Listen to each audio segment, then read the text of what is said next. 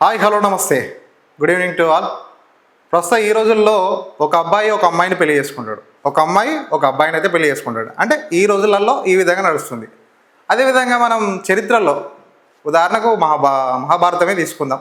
అక్కడ ద్రౌపది ఎంతమందిని చేసుకుంది? ఒక 5గురిని చేసుకుంది.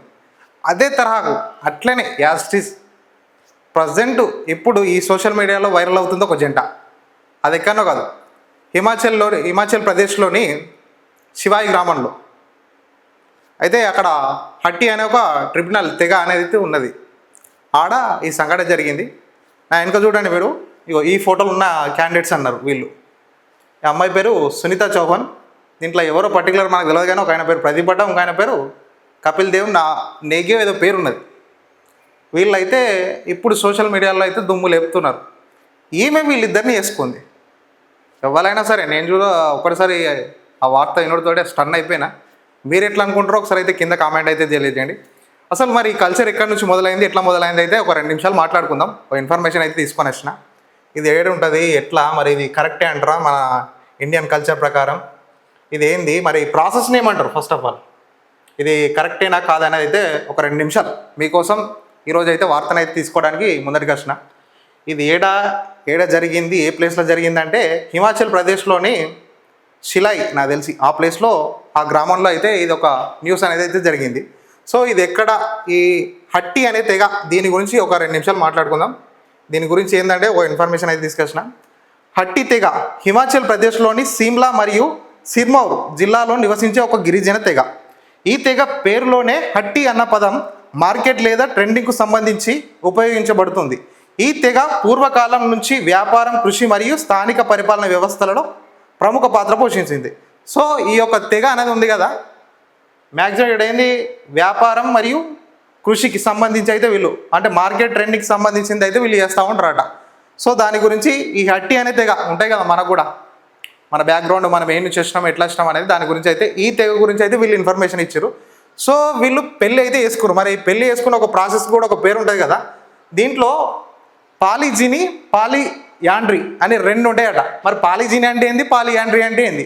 ఇక పాలిజిని అంటే ఒక పురుషుడు, ఇక్కడ చూడండి, ఒక పురుషుడు అనేక మంది స్త్రీలను వివాహం చేసుకోవడం. ఇది అత్యంత సాధారణమైన పాలిగామి రకం. దీన్ని పాలిజిని అనొచ్చు, పాలిగామి కూడా అనొచ్చు. ఒక పురుషుడు అనేక మంది స్త్రీలను చేసుకోవచ్చు. ప్రజెంట్ దానికి ఎగ్జాంపుల్ చెప్పాలంటే ఈ జనరేషన్లో చూస్తున్నాం కదా, ఒకళ్ళు 2 చేసుకుంటారు, 3 చేసుకుంటారు, 4 చేసుకుంటారు, నడుస్తూ ఉన్నది. దానికి ఎగ్జాంపుల్ అయితే ఇక పాలిజిని అనొచ్చు, పాలిగామి అనొచ్చు. ఇప్పుడు నేను చెప్పిన 2, 3 చేసుకోవచ్చు అమ్మాయిలను అయితే. సెకండ్ది పాలియాండ్రీ, ఒక మహిళ అనేక మంది పురుషులను వివాహం చేసుకోవచ్చు. దీనికి బెస్ట్ ఎగ్జాంపుల్ ఏంటంటే మన మహాభారతంలోని ద్రౌపది, మీకు తెలిసిందే కదా, 5గురు మన పాండవులు. దానికి అదేవిధంగా సెకండ్ ఎగ్జాంపుల్ ఇగో మన సునీత చౌహానే, ఇప్పుడు నేను ఫోటో చూపెట్టినా కదా, ఆమెనే ఎగ్జాంపుల్ తీసుకోవచ్చు. సో ఇది ఎక్కువ మట్టుకు ఏంటంటే గిరిజన ప్రాంతాల్లో ఇలాంటి కల్చర్ అయితే ఉంటుంది.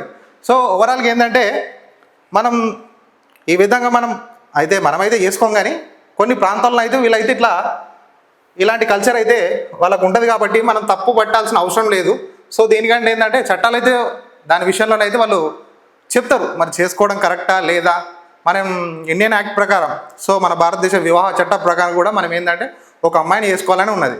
కానీ ఇట్లా కొన్ని తెగలు ఏంటంటే వాళ్ళ కల్చరల్, ఇక వాళ్ళకున్న సంస్కృతి అలవాట్లు కాబట్టి దాన్ని బట్టి అయితే వాళ్ళు మూమెంట్ తీసుకుంటారు.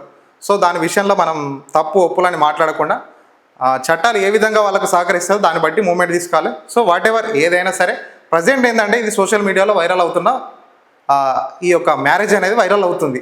సో వీళ్ళు కూడా 3 ఫేమస్ అయిపోయారు ఆన్ ది స్పాట్లో.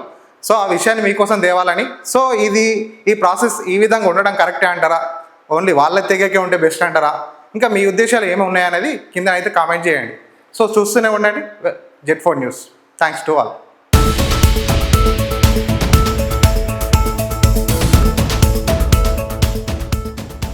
మీరు చూస్తున్నది Z4 news. Question for justice.